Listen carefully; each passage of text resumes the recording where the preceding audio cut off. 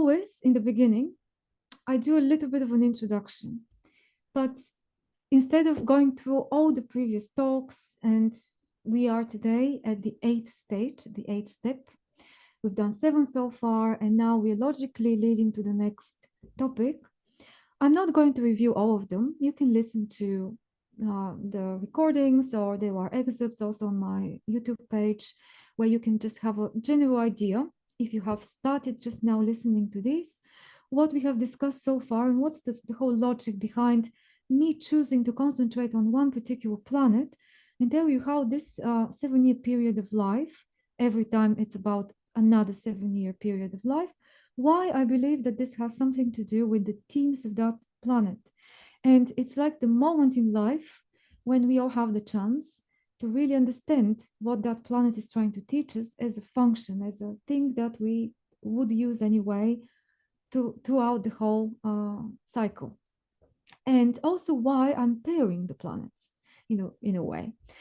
The only thing I want to recap about a little bit is the last one, the last meeting, as it happens to be the midlife crisis that we talked about last month. And that was stage 7.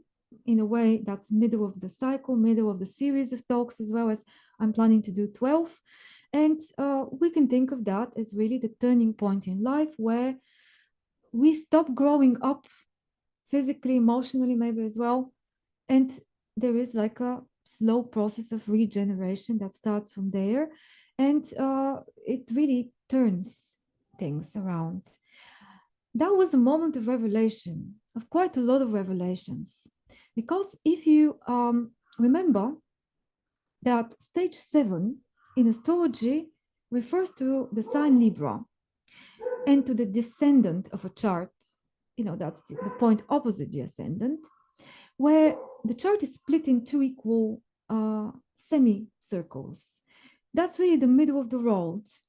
And when we reach the middle of the road, we have something, a dynamic which very much resembles an opposition, an aspect called opposition in astrology, where things see each other as in a mirror, the 2 planets that are in opposition. Or in another way, we start seeing a lot of things for what they really are, understand them more objectively. This is the key word, objectively, during that midlife crisis moment.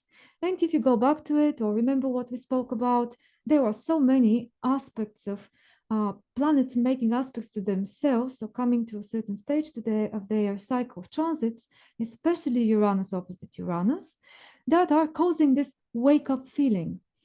Yeah, that's to an extent shocking.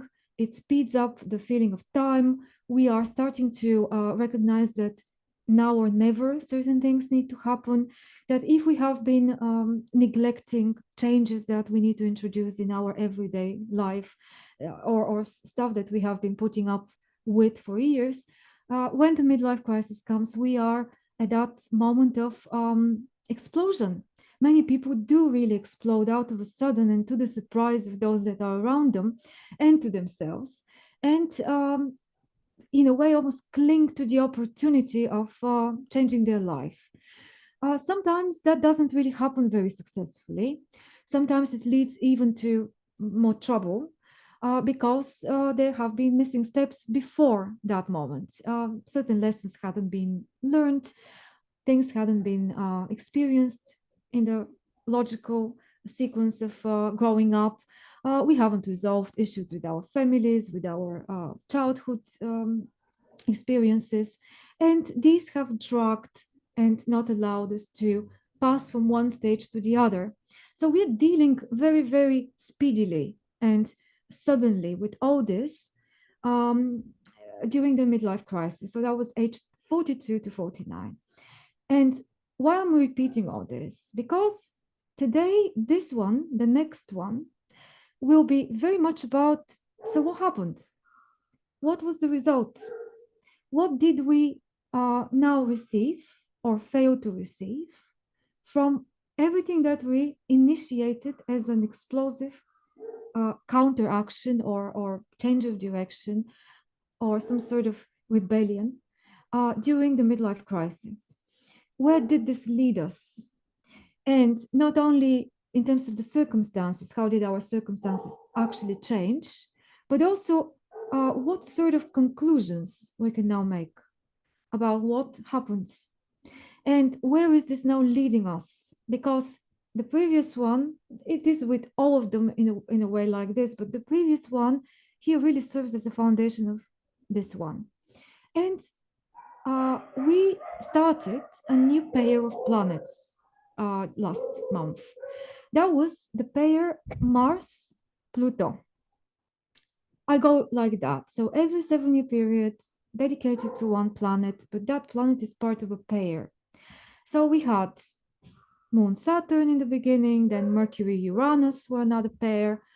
Next, we went to Venus with Neptune, and now we are where the fourth pair is juxtaposed. So it's like a mixture between the energies and the dynamic of something that connects, in this case, the planet Pluto with the planet Mars. You have heard, I'm sure, many places where these two are in a way related.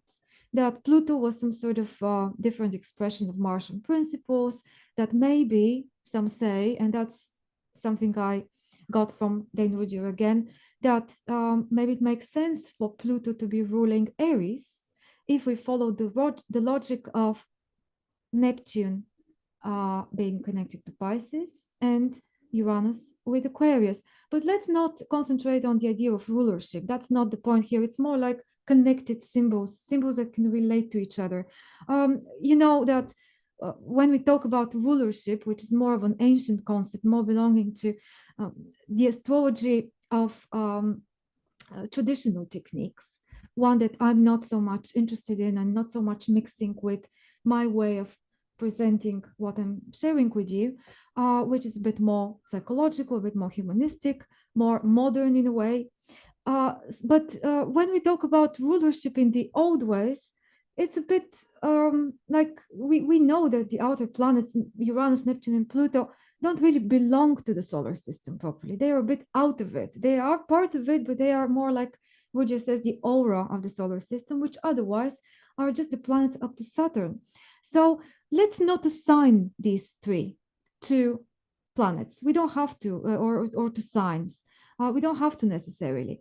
But there is really a connection between Pluto and Aries in terms of starting new life after the previous cycle has brought things to completion, to an end, to a death in a way. So the principle of regeneration, if you think about it, is so much there in this boundary between Pisces and Aries.